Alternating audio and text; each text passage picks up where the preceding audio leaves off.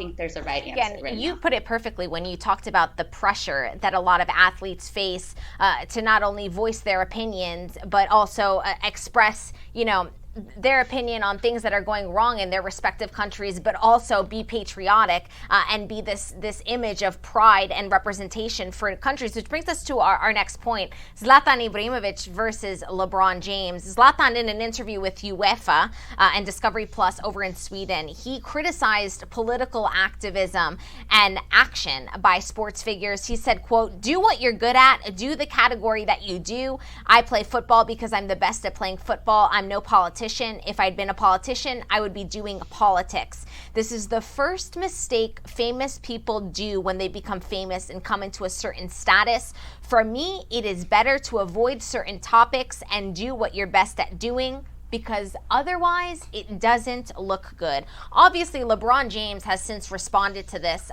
but first and foremost, I wanted to get your response to what Zlatan said, Hope.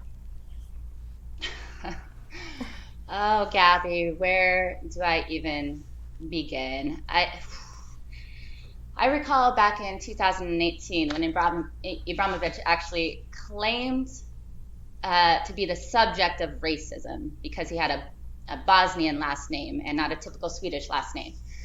In America, what we call that is being a hypocrite.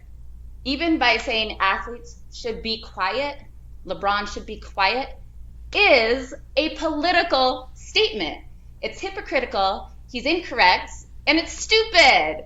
And I think he should not be commentating on American politics. You don't see LeBron commentating on Swedish politics, and I think it's foolish. I think Zlatan is a fool to think that sports aren't political.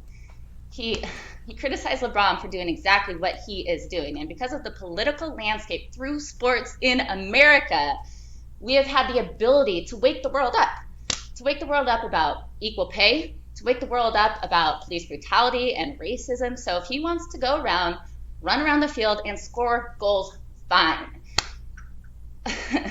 The ones with actual courage will continue to provide opportunities and change for future generations. And I used to really like him, Gabby. I did. I don't think he's well informed and well educated, because here in America, you look at the Ted Stevens Act. That is formed by the United States Congress. The United States Congress is the oversight committee for the United States Olympic Committee. Sports and politics go hand in hand here in America. So I'm sorry, I completely disagree with his comments. I think they're uncalled for. I think they're uneducated. I think they're foolish. I think he's been a hypocrite. I think they're dumb. And what I know is that silence never changed the world. And Zlatan probably won't change the world either. Yeah, he probably won't, Hope. And LeBron James agrees with you wholeheartedly. LeBron responded and said, quote, "I would never shut up about things that are wrong." He continued by saying, "I preach about my people and I preach about equality, social injustice, racism, systematic voter suppression, things that go on in our community. There's no way I would ever just stick to sports, because I understand how powerful this platform and my voice is." Which brings me to my next question. Isn't it in a way an athlete's responsibility and power to do the complete opposite of just shut up and dribble? They have this voice. Do you see it as a platform that should be used?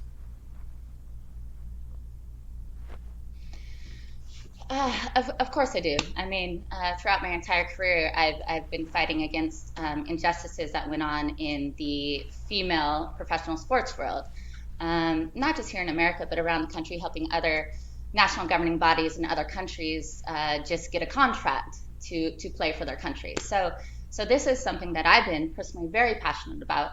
And we've made so much leeway, and we still don't have the end result, but I have all the hope and confidence in the world that I am on the right side of history in this fight, and it is going to only make things better for future generations. So why wouldn't we want that for our sons and daughters? Why wouldn't we want a more equal world, a more just world? Do I think that every athlete has that confidence and that power to do that? No. And And I don't necessarily think there should be that pressure. You have a young player coming onto the team, and maybe that's too much to ask. You really have to have a sense of self-confidence, a sense of education in that particular topic. You have to have a passion for it. What's incredible for me, luckily, is that my passion for winning and passion for goalkeeping was surpassed by my passion to fight for equality. So I was able to share those two passions and really push forward in my fight. But if you're not passionate about something, then I don't think you should be just, tweeting something out about social change if you don't really mean it. And that's what I see is going on a lot. I think there's pressure for these athletes to do something bigger. Maybe before they're ready. Maybe, I don't think it's really being as impactful by having somebody just get on a microphone or tweeting something out or wearing a t-shirt. But at the same time, sometimes, doing something little is the stepping stone to doing something bigger. But yeah, there is a lot of pressure on athletes right now. Pressure to kneel, pressure not to kneel, pressure to tweet something politically, pressure to be a politician. For me, it was all about winning first. And then from there, I found my passion with the injustices that went on. So again, Gabby, it's a very sticky situation that athletes are in. But if we can push the needle forward and create change, I don't understand why somebody like Zlatan or anybody wouldn't want that, because we are bettering the future for young kids all around the world. So there's a lot of pressure on athletes through social media, through teammates. And it's a difficult world to navigate right now, I can assure you. Yeah, it's difficult. And your last point brings me to my next point, which is the role of social media. We've seen players like Marcus Rashford, primarily in the football world, conquer amazing and accomplish amazing change through using his social media platforms and his voice for good. Social media can be a great way to get your message out, but it can also invite a lot more scrutiny for the message that you're sending. How do you think social media has changed the way that athletes maybe address and face the challenges of being a political activist? Yeah, social media has done a lot of good, and social media has had a major negative impacts within the team environment. Oftentimes you see a lot more of the team culture has gone away from the team culture and has become more of a me culture. And that was really difficult with social media.